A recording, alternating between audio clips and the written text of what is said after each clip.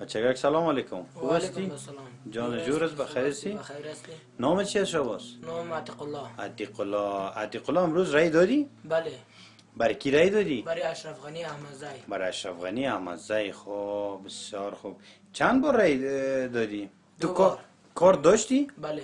چند دانه کار داشتی؟ 7 دانه کار داشتم. 7 دانه کار. از کجا گرفتی 7 دانه از کار؟ ولایت بغلان ولسوالی نهرین. خب 7 دانه کار تا مشکلات نکرد لحظه که گرفتی؟ نه، همون روز که کارت میداد رفتیم همونجا 7 دانه کارت بخش ما دادن. چه قسم داد 7 دانه کار تا بر تو؟ همون کسی که رای کارت نوشته میکرد همون طرفدار اشرف غنی بود. هر نفری که میرفت میگفت که من به اشرف غنی رای میتم 7 دانه کارت گرفتیم همونجا.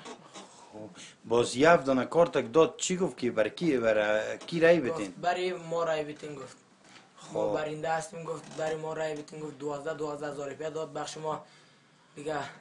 گفت که یک بوتل آسلین داد که برین. وقتی که رفت ما گفتیم معلوم نمیشه که رای دادیم. گفت که نه. گفت وقتی که دستایتون گفت رنگ میکنه اول یک بوتل آسلین بخش ما داد. گفت که اول غد کنین در آسلین بعد از او بروین در پای صندوق های رای که کارت میته که رای بتین.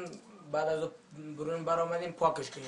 بعد از دیگه که رفتین دیگه رنگش کنین دیگه رای بتین. حالا کارتای تست هم رای؟ بله. خب کجاست کارتای نه تست؟ نه یک کارتم پیشم است. کارت تست. خب بسیار خوب.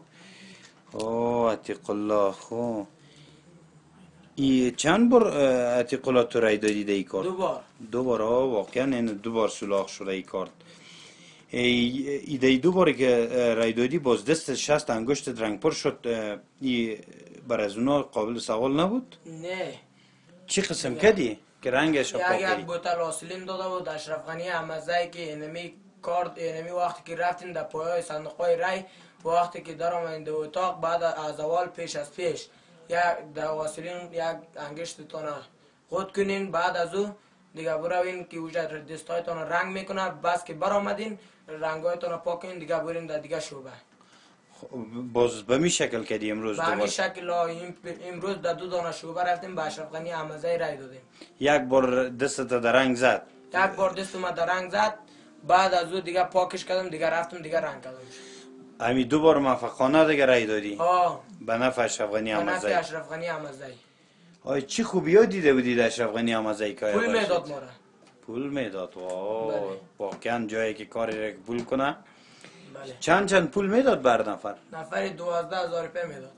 12,000. صرف شما در مقابل پول دیگه 2 بار بر از این رای در دادی؟ مقابل پول دیگه پول هر کار پول میکنه دیگه. واقعا جای تاسف است. دوستای عزیز کارت دیگه میشه که من ببینم؟ بله اینه.